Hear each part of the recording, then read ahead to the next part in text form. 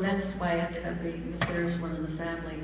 But he was marvelous. He had this gorgeous coppery skin and white hair, the way Morgan Freeman has, you know, that wonderful head of hair, and a gleaming smile, and it gleamed because he had one gold tooth.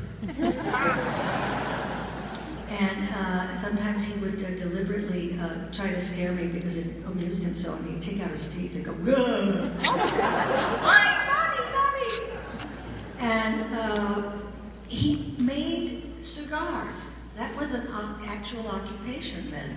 He made cigars, and I could always smell the tobacco leaves on him, which it's a very different thing from tobacco. It was kind of attractive. It was an interesting smell. And the thing is that he was also apparently very political. I don't know what side he stood on because I was too young, and I never found out. But all I know is that now and then people would come after him with guns, and we would hide him. We would hide him, and then they say, "Where's Ostino?" I would say, "You know, I think he went to La Farmacia, the drugstore. I think you'll find him there." He was hiding in the house. Very colorful. He was wonderful. He made things for me. I used to sail, make little boats in the creek in which we played. It was a wonderful creek with icy cold water. That didn't seem to bother the kids. And big rocks that we used to jump off of into 1 foot of water. And he made little boats for me out of banana peels.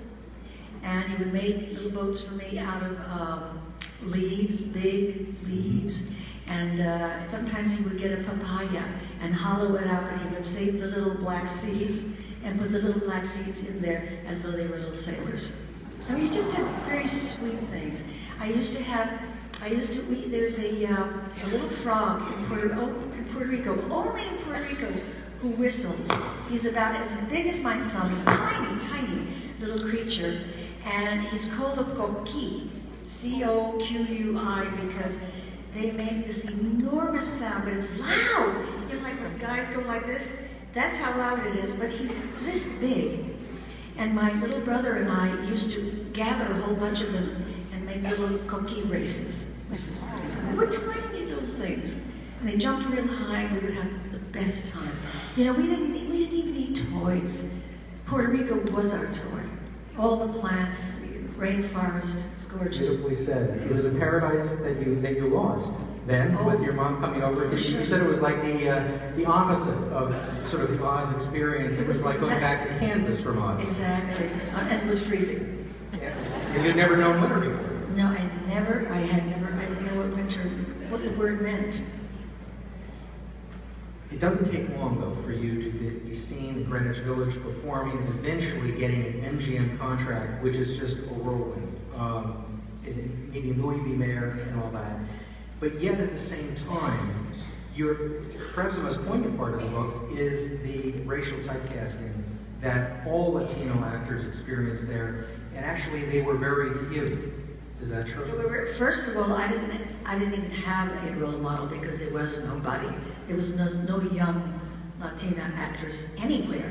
Anywhere. Not in theater, not in television, not in anywhere. You just never saw them.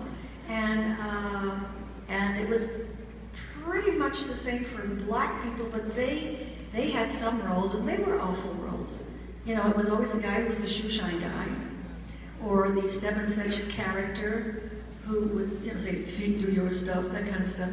There was nothing for people like us. I eventually got to play all of these, what I call dusky maiden roles.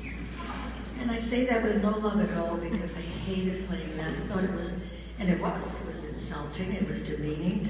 I was always playing young women who were, number one, easy. We know what that means. They were inevitably uneducated. They didn't know how to read these characters that I played. They always wore off-the-shoulder stuff and were overly sexual. And they were always the mistress of some bad white guy. That's what I got to play. And I hated it. And I hated it, what it did to my self-esteem, which was already very low anyway, from having faced so much discrimination when I was younger. So I just hated playing these roles. And you know, if you ask, and usually it's the young people who say, well, why'd you do it? You know, why didn't you go do theater or TV? There was none. The only thing available to me at that time, out of sheer luck and a talent scout, was this contract with MGM. And I just thought that if I stayed around and hung around long enough, somebody would recognize that I had talent and they would do something for me. Well, it took forever, years and years for somebody to say that. And the first really wonderful part was in The King and I, which was years after I'd been in Hollywood forever and ever. Your wonderful part of Top 10. Top 10. And then after that, because it was the same choreographer, Jerome Robbins, a genius choreographer who did the dances for this, and he did all the stuff for King and I. It was he who thought of me for the role of Anita in West Side Story. It took me a long time to make my name. It was amazing. I have to ask you a question about, I think everybody who is not a professional actor would like to know the answer to this. How do you work day in and day out a grueling schedule with a cast, people you haven't met before for the most part, under Jerome Robbins' guidance, and you know, you have that kind of a schedule the whole time, and he is very, very rough, but yet you're learning from him at the same time. When you say rough, he was known as a very sadistic man. Jerome Robbins was a genius, but he had a terrible side to him that was very sadistic, and he took some kind of perverse joy in humiliating his dancers. He was especially rough on the young boys. He was really terrible. He was a man who was a homosexual and hated being a homosexual. He was a self-loathing man who was not proud of his Jewishness either. So all of that black stuff went into his personality, and he was, I'll tell you how mean he was. One time when he was rehearsing the boys in one of their dances in West Side Story on the stage, this is before he made the film, he worked them so hard that one kid cracked his ankle. I mean, you're dancing, you're jumping and jumping and jumping and jumping and twirling and twirling and throwing yourself on your knees. And he worked them so hard that at the end of the day, when he went home and everybody was set to go home, they took all of their knee pads, because he had a lot of knee work. You'll see some of it in the number called Cool. They took off their knee pads, put them in front of his office door, and burned them. And he knew what that meant the next day when he saw that. They burned all of their knee pads. I mean, he was just, but having said that, he was a genius. His dances, as many of you who I know have seen this film already, sometimes more than once, the dances are incredible. I would give anything, if he were living today, to work with him again. And he was not nice to me either. But I worked so hard that he had a kind of secret admiration for me, because I asked George to curious, I said, why has he never really hollered at me and embarrassed me? And George said, the only thing I can think of is that he admires how hard you work. And I did. I worked my behind off. Wow. With all the dances, because you were kind of the underdog. I was a Spanish dancer. I was a Spanish dancer. I wasn't this kind of dancer that you're seeing here. I'd never done this kind of dancing ever in my whole life. So I had so much to learn, and those people were really, the young people were wonderful to me, because they could have been very nasty. Chita Rivera originated this role on the Broadway stage, and a lot of them had worked with her. In fact, her husband, her then husband, was one of the Jets. And that's the very short film, I forget I think he plays action. And he wasn't thrilled about me at all when I met him, and I knew he was Chita Rivera's husband, and I really tiptoed around him because I was feeling already anyway that I wasn't anywhere up to the mark with these amazing young people. God, they were fabulous. That's incredibly awkward. I guess one of the classic film that I can think of right off the bat, the difference from stage to film, is Joseph Cotton in the Philadelphia Story, and then it goes to Cary Grant. Well, you know, what happened a number of times with certain people among the dancers is that they would say, oh, is that how you're going to do it? Oh, Chita didn't do it that way.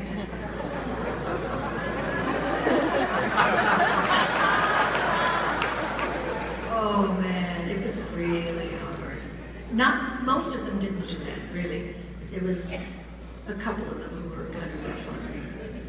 Well, you know, you develop mental calluses. What are you going to do? You just, you pick yourself up, dust yourself off, and you just keep moving. I got the part.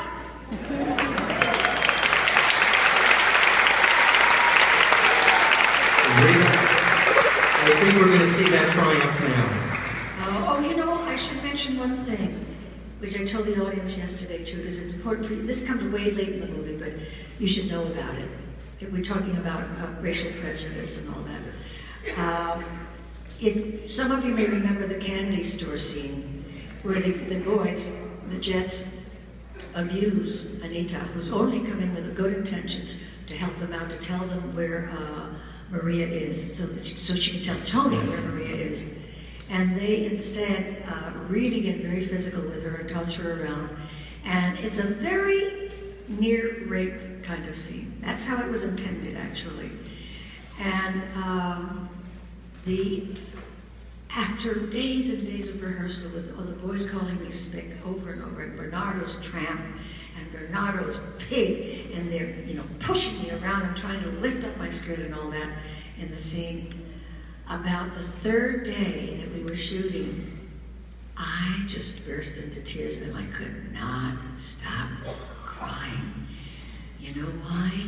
Because all of those veins came back full force. And even though I knew these boys were acting, and even though I knew this was a scene in a movie, it just opened so many old wounds. You know, I thought those wounds, the big scabs there, not at all.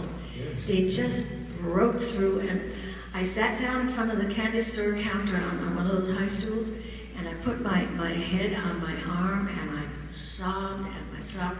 And you know, I must have been insanely, deeply wounded, because it's embarrassing to cry like that in front of people. And you don't want ever to seem that vulnerable in front of people. But I did it because I couldn't stop myself. So what happened is that since I couldn't stop crying, the director called an early lunch. And I went to my dressing room and just, you know, he said, try to get all of that out of you, Rita, because after lunch we have to do this scene. We have to film it. So, and that's a professional. But that's where my eyes were so swollen in that scene. You could see that. Yes, you because I had been out. crying that morning, and I'm not a pretty crier. Oh my God! Well, Rita, you don't want to be around. That is the tragic hook of the film, isn't it? That scene. That scene. Oh my God! And I think that's what got me the Oscar. That scene, because I was so filled with emotion. And at the time, I was going with Marlon Brando. And at the time, it's in the book.